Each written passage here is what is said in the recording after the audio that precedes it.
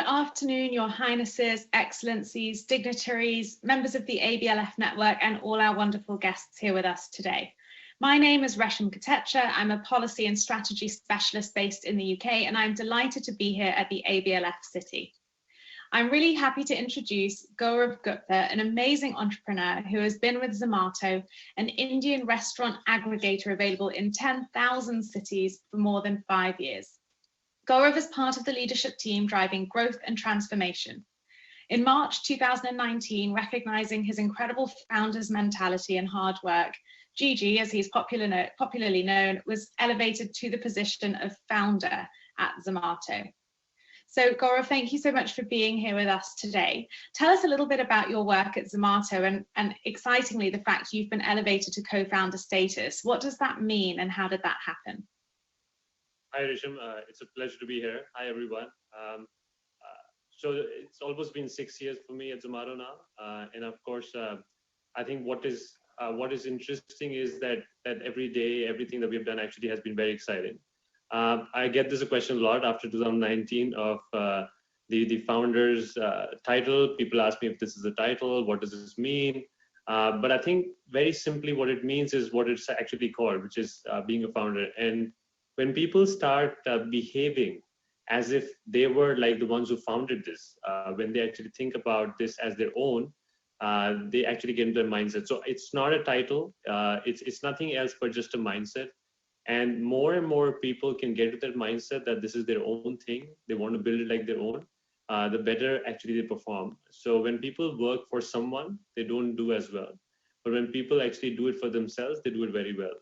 And I think that's the founder's mindset. And most organizations need not just one, two, but more of these founders so that they can grow fast and build it like that. So thoroughly enjoyed my journey at Zomato. It's been amazing fun learning and so much that we still need to do. And of course, this is, as I said, just a mindset. It just makes it even better.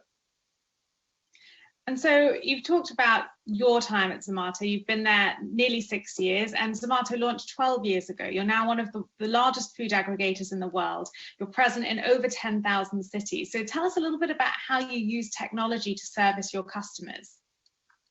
Zomato so we're actually building a food ecosystem. We're not just a delivery player.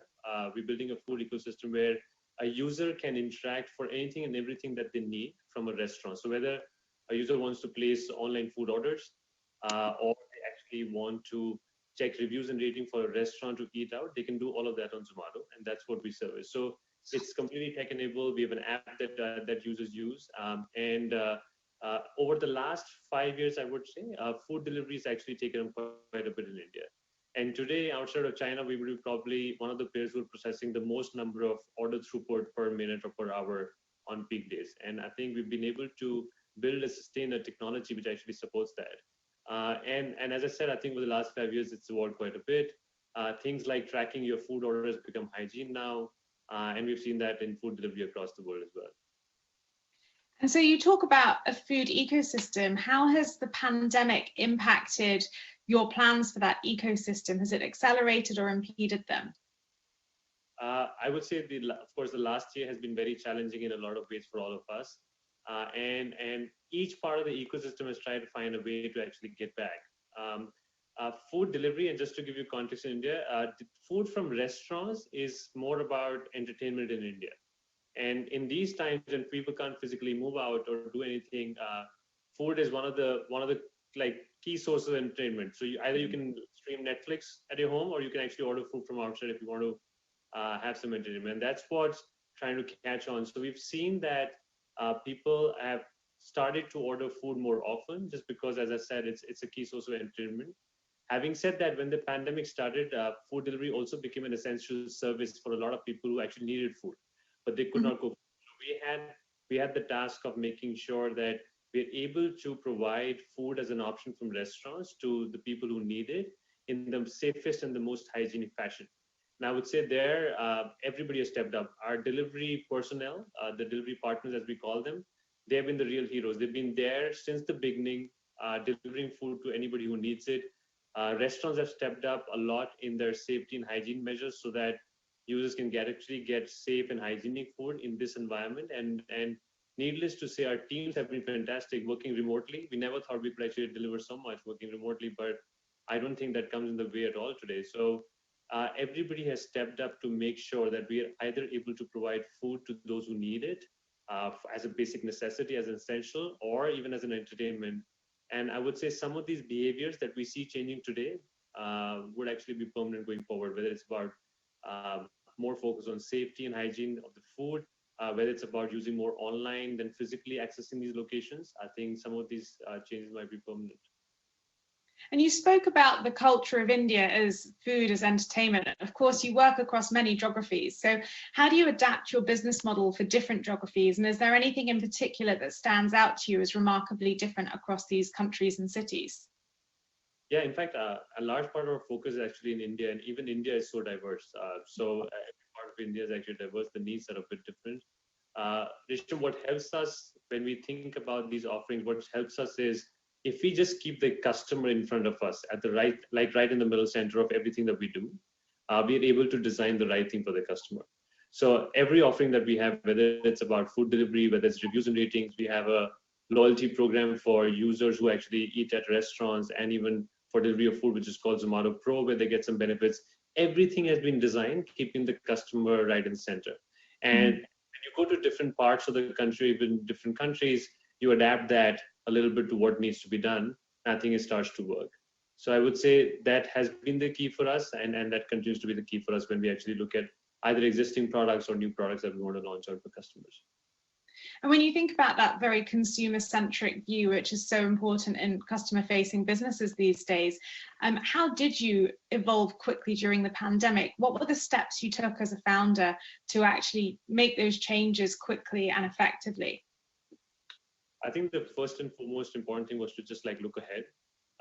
One important thing in these kind of situations to understand is there are some things in your control and there's something not in your control. I think it's important for all of us to realize what's in our control, and then of course put all the effort that you can to make it work. So I think the pandemic was here to stay, and that was not in our control, right? And there was no point thinking about it in terms of why it happened and how it happened. But I think what it was important was how can we still ensure that we are able to service our customers whenever they need it. So in fact, we've done two-dimensional things during this time period. One, thanks to the restaurant industry, which actually stepped up, we've been able to make sure a lot of tech enablement has been done to check for safety and hygiene measures when food gets delivered to users, or even when users go to restaurants to consume food.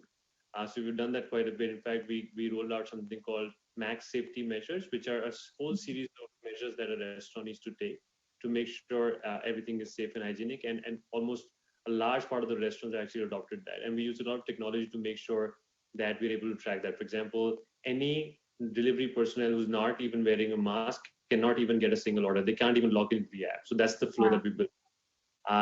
There's a temperature check that happens for every delivery personnel when they actually pick up an order, and the same is communicated to the customer. So all this information flow has been built to make sure that the food is being provided in a safe and hygienic manner. The second thing that we did was we understood that we are a platform which has a large scale, and we wanted to use that platform to help out segments of the population which were deeply impacted by the pandemic. For example, we have an organization by the name Feeding India.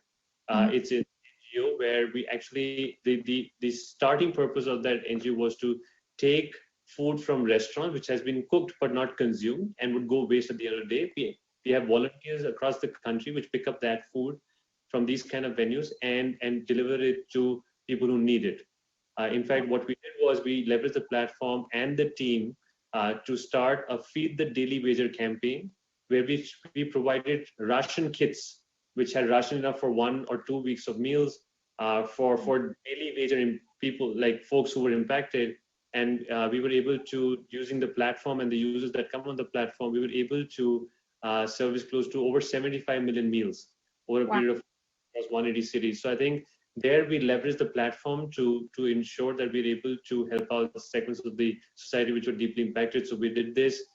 We did a COVID relief fund for our delivery personnel as well. So I think these two dimensions of activities is what we've done over the last few months. And I think it's great to see how customers have supported it, restaurant industry has stepped up, and we continue to build back business from everywhere. Yeah. That's incredible, and well done on that brilliant work to help people. And you talked about the tech innovations you've been able to use through the platform, whether that's the temperature controls, whether that's the mask wearing. How is it that you find perception and reality about tech innovations in food delivery has changed over the crisis? Have you noticed a difference or an acceptance in your customers that they didn't have before? So what we've started to see is that, of course, I think earlier if customers would order food, for example, once or twice a month, and then started to order much more as a service, I think we've seen this. Whenever there is a need, there is adoption, right? And I think that is clearly to be seen in all segments, not just in food delivery, and that's what we've seen happening here as well. So we see more and more customer segments adopting food delivery more number of times, or even some customer segments which didn't do that earlier, but were very self-sufficient with home-cooked food, they've started to use that. And as I said, I think over the last 5-6 years, the food delivery industry globally and in India has evolved quite a bit. And things like tracking your food order, knowing the basic statistics about your rider about safety and hygiene, I think have become basic hygiene. So I think that's been adopted by a lot of players. Of course, and what investments do you think are necessary to create a tech environment that will enable businesses such as Zomato to thrive as we recover from COVID and move into a new normal? I think somebody has to just take the initiative to do all of that. If you see how food delivery has evolved and some of the other segments have evolved, they've very much been driven by innovation in the startup ecosystem. So as long as you see more and more innovation in the startup ecosystem in any country or region, you will see these advancements happening. So I think it's very, very simple. So like 6 years back, almost zero online food orders in India. Today, we're talking about more than 100 million food orders per month. And it came about not just because people asked for it. It came about because there were a few players who went to the market and said, we want to offer this as a service. So I think you need that kind of innovation and push to keep these things going. And what is it that governments can do to support businesses like Zomato, who are leading countries forward, leading technology forward, and really helping people to be able to use technology to make their lives easier and better? I think there also everybody has a role to play in this ecosystem. So as you look at the food ecosystem today, just the food delivery personnel, we're talking about 500,000 jobs being created every month from that. And I'm sure the e-commerce industry is also doing that. So the more the stakeholders, which is us, the government, everybody comes together to make sure that we're able to drive this, the agenda that we have forward, I think that will work. So I think more talking and building this together would help. There's nothing more required than that, to be honest. And if we are looking forward, how do you see technology positively impacting our life in the next 5 to 10 years? For sure, I think it's making our lives much more convenient. It is actually giving us more choices than we had in life earlier. So from whichever perspective we look at it, actually it's helping to do that. The only thing that we have to be mindful of is that in the world that we live today, one cannot be a complete substitute for the other. So for example, when people ask me, would food delivery completely take over and people wouldn't go to restaurants to eat? I don't think that'll happen. When you go to a restaurant to eat, it serves a very different purpose, and the experience is very different from when you actually order food at home. Both serve their own purposes. There can be overlaps, but I think both worlds exist. So even as we take this forward, I think you will see a world which continue to see where technology and offline work together to make the experience more richer and more convenient, and that's what we'll continue to see. And when you think about the hospitality industry and restaurants, they've been most impacted by the pandemic, especially in countries like the UK, where things just haven't been able to open up very long, for months at a time. How do you see delivery apps impacting the hospitality industry as a whole? How will that change? So it's been very tough for the restaurant industry, and I think it's commendable to see the resilience that the restaurant industry has shown, not just in India, but globally. What has also happened is that food delivery was, of course, catered to by some segment of restaurants earlier, but it's become a mainstay for a large number of restaurants now. And you see a lot more restaurants offering delivery services because that's been like the key driver of food coming from restaurants for users in the pandemic times.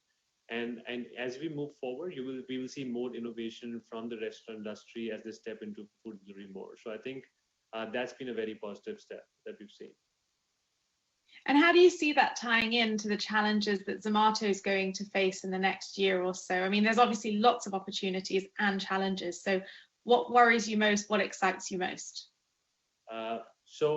What excites us most is what more we can do with this. We fundamentally believe that even food delivery in India is just getting started. We are nowhere close to where it can be.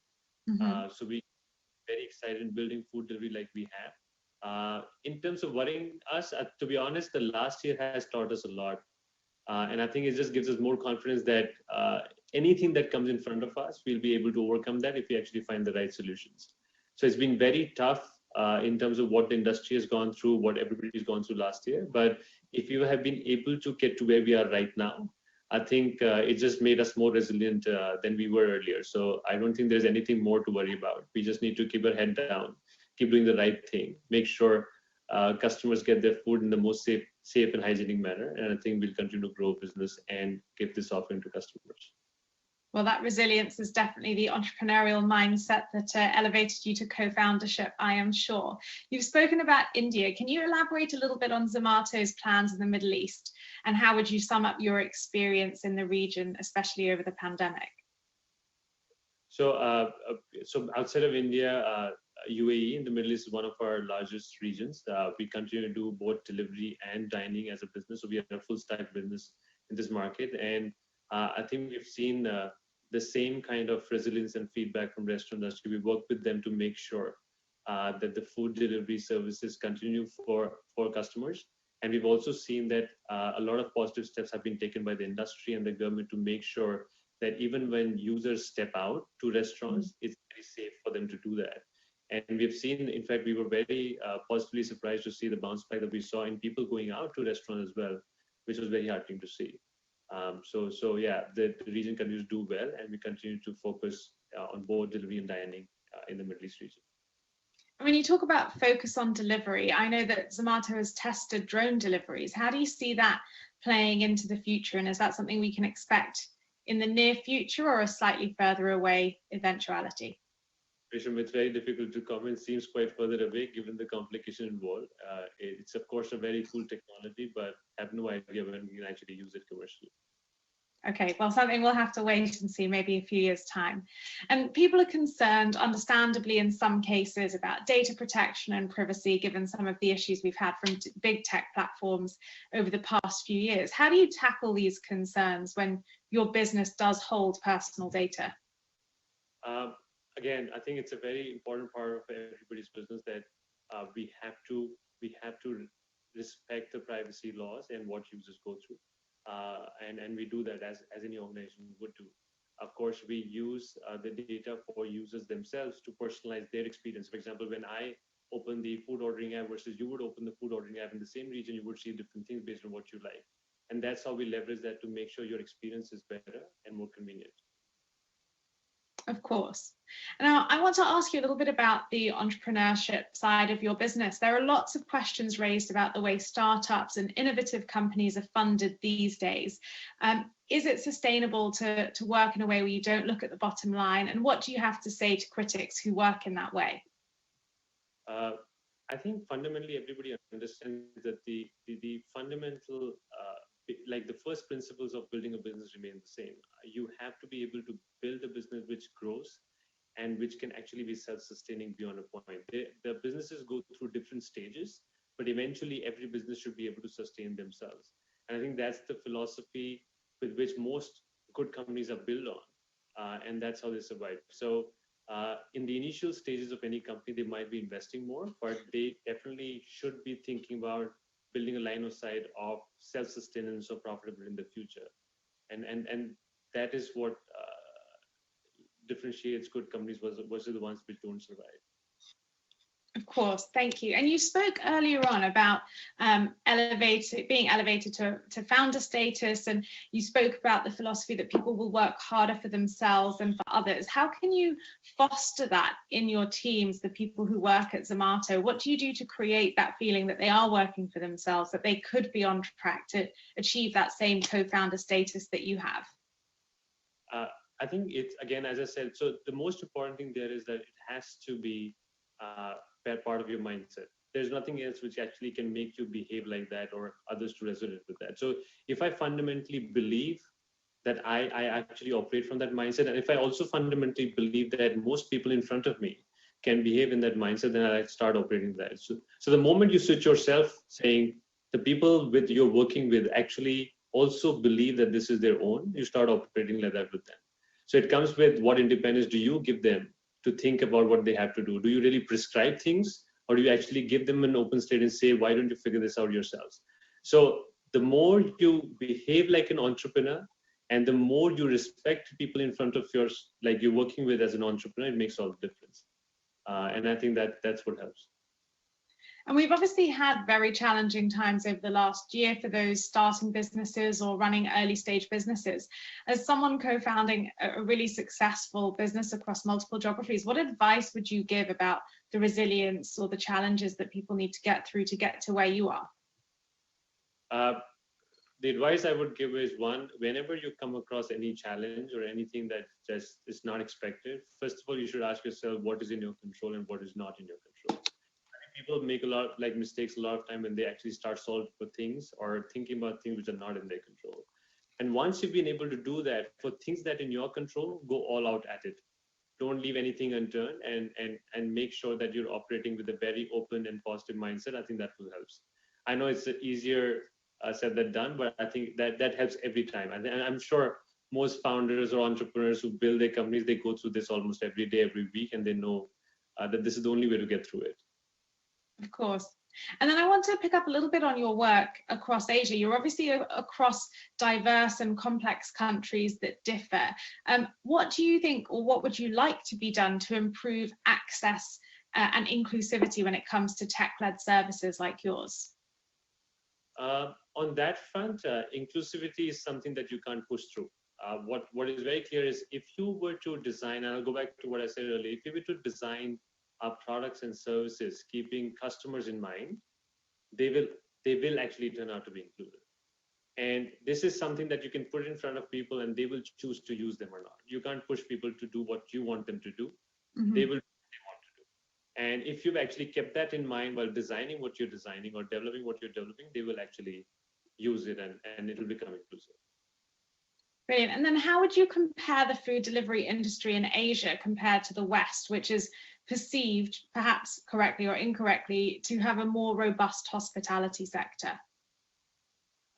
The one fundamental difference that I see, and which was slightly apparent in the pandemic as well, India was one of the markets where, as soon as we had the pandemic, the lockdown, the volumes actually went down for food delivery. Where most of the markets, the volume actually shot up from the get-go.